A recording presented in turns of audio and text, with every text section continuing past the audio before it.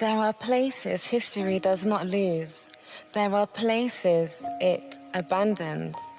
There is an African country that once fed the world's appetite for sweetness, and yet, when the story of slavery is told, its name is rarely spoken. No statues were built, no apologies issued, no reckoning completed. Not because nothing happened here, but because what happened was too profitable to remember.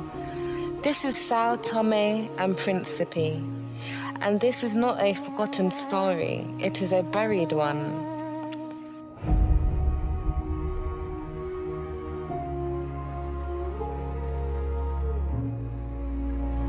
São Tomé and Príncipe sits in the Gulf of Guinea, off the west coast of Central Africa. Two islands, lush, isolated, beautiful. When Portuguese ships arrived in the late 15th century, the islands were uninhabited. No kingdoms, no settlements, no witnesses. That emptiness made them useful. Within decades, São Tomé became one of the earliest plantation colonies in the world, a testing ground for an economic system that would later define the Atlantic world. Sugar first, then coca. From the beginning, the land was productive, and from the beginning, the labor was not free. For centuries, enslaved Africans worked these islands under Portuguese rule. They cleared land, built plantations, and generated wealth that never stayed with them. In 1876, Portugal officially abolished slavery across its empire. On paper, the crime ended. On the ground, it adapted. Plantation owners faced a problem. The economy of São Tomé could not exist without coerced labor. The solution was not freedom, it was rebranding. A new system emerged, contract labor. Men and women were recruited from Angola, Cape Verde, Mozambique. They were told they would work for a fixed period. They were told they would be paid. They were told they would return home. Most never did. A descendant of a cervical would later say, "My grandfather arrived by ship. He was told the sea was temporary. He died on the island. The sea never opened again." No contract explained that ending. No document recorded the loss. The Roccas, vast coca plantations, became self-contained worlds. They had their own housing, clinics, churches, and rules. Workers were paid wages that could only be spent at plantation stores. Movement was restricted. Illness was common.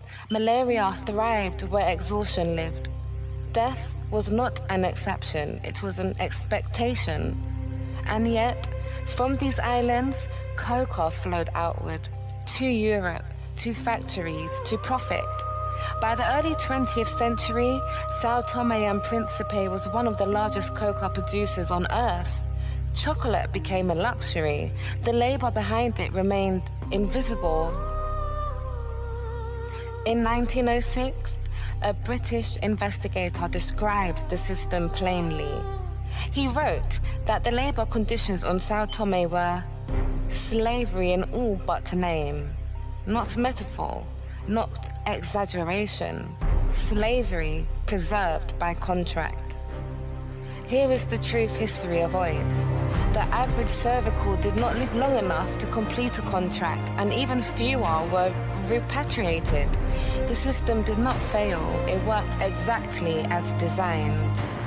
Another voice passed through generations. They called it work, but no one came back. When ships arrived, they brought bodies. When they left, they took coca. This is not folklore, it is a memory surviving where records fall silent. The world was not ignorant. Reports reached Britain, missionaries wrote letters, journalists published exposés. Even executives in the chocolate industry acknowledged what was happening. And still, the coca was bought, the factories ran, the shelves were stocked. Outrage stopped at the water's edge. Profit crossed freely. Silence became policy. In 1953, the silence cracked. Local São Tomeans, the Foros, resisted being forced into labor systems they recognized as slavery by another name. The colonial response was swift and brutal. Hundreds were killed in what became known as the Batepa Massacre. It was not random violence, it was enforcement, but it marked something else, the end of acceptance.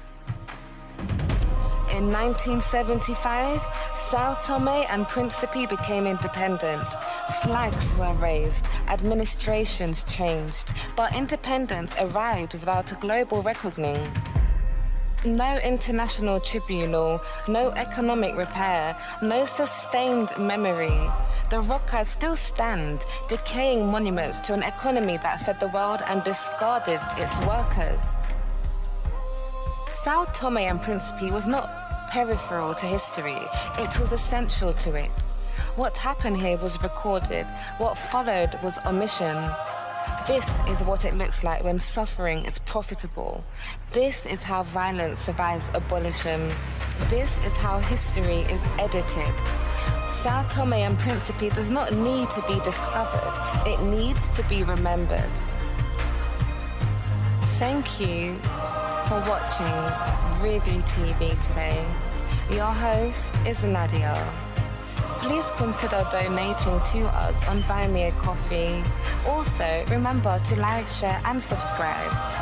And we will see you in the next one.